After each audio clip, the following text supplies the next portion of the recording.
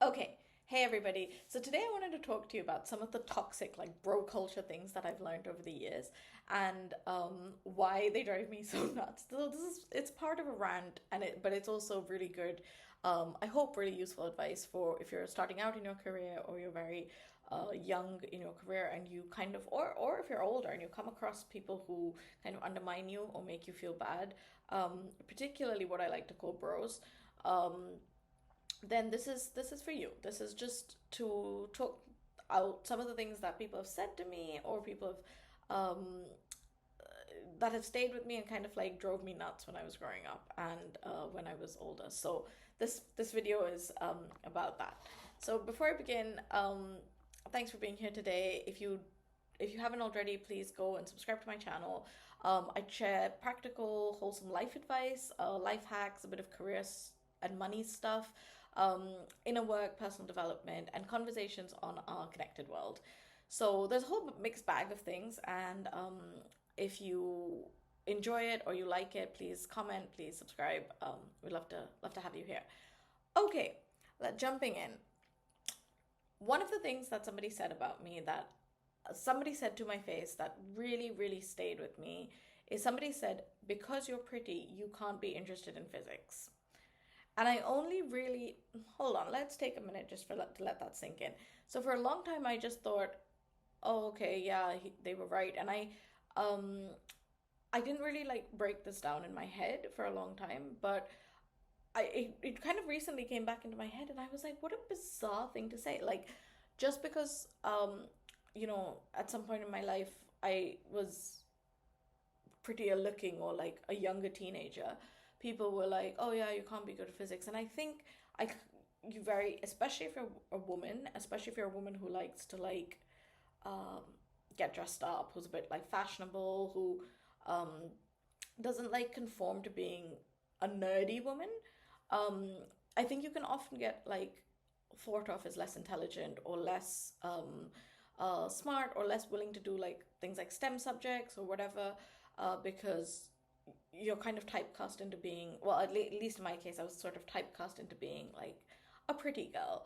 And it's interesting because I feel like only a few years after that person said that, lots of things happened in my life, and I ended up not pursuing physics, but I I guess this is my advice to you. Like, if somebody says that, like, I just want you to break that down in your head for a little bit while and be like, why could somebody not do physics just because they're good looking? Do you know what I mean?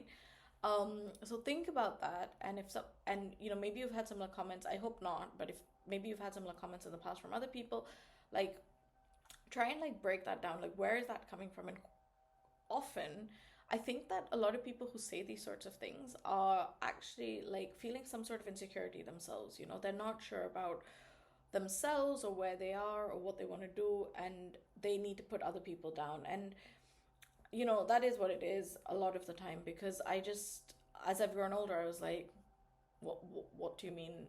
Like, I can't do something, right?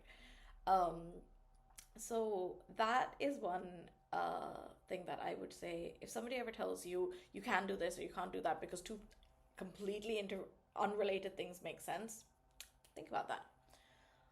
Okay, second thing that I would like to say is there's a lot of like, I used to work in social media and I used to get kind of organizationally like undermined a lot, where a lot of people would be like, but the point is like to never undermine anyone's job and never make anybody feel bad. But there was one colleague in particular who would always be like, "Oh, social media is really bad," and you're like, "I can't believe you do it," and it really wore me down after a while. Like, it really makes you feel less than. And any job is a job. It pays your bills. It makes sure that you can live comfortably. It's a job. You just do it.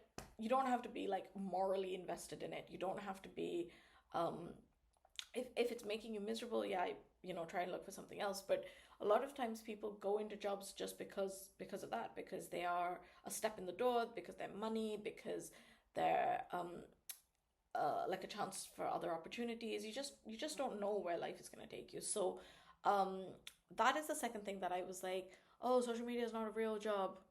was a really annoying thing to hear when I was first starting out. Ready. The other thing that I learned is number three is a lot of people will tell you that you need to be perfect at something before you start.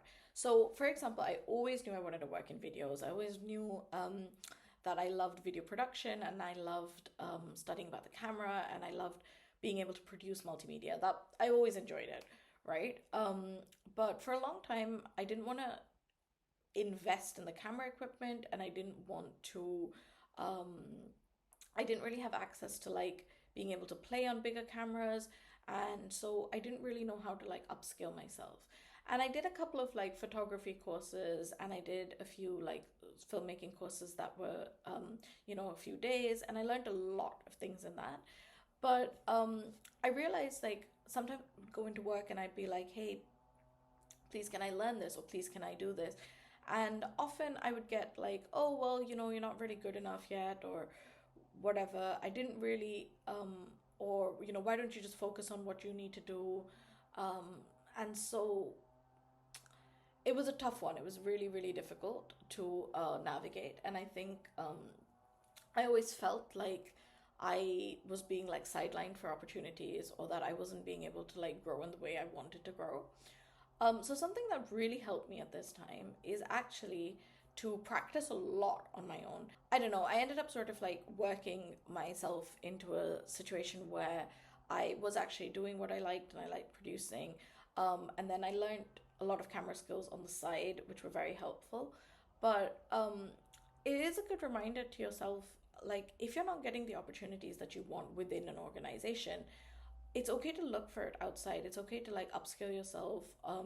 It's okay to like get the skills you need elsewhere. Quite a lot of the time, at least in the UK, a lot of employers are not, they just want their job done and then, you're kind of disposable. So it's okay for you to then look for learning and fulfillment and things outside of work because I think the way that we are um, set up, we actually expect work to fulfill a lot of functions. We think that work should be fun and meaningful and pay well, and um, in reality, it's hardly ever all of those things. So I say this after like many years of working in the development sector is that it's okay to just be like, it pays my bills, it's a job, and you can still enjoy it. But actually, if there's something that you're creatively interested in or creatively want to learn or do or grow in, to find those opportunities and like teach yourself those as much as possible.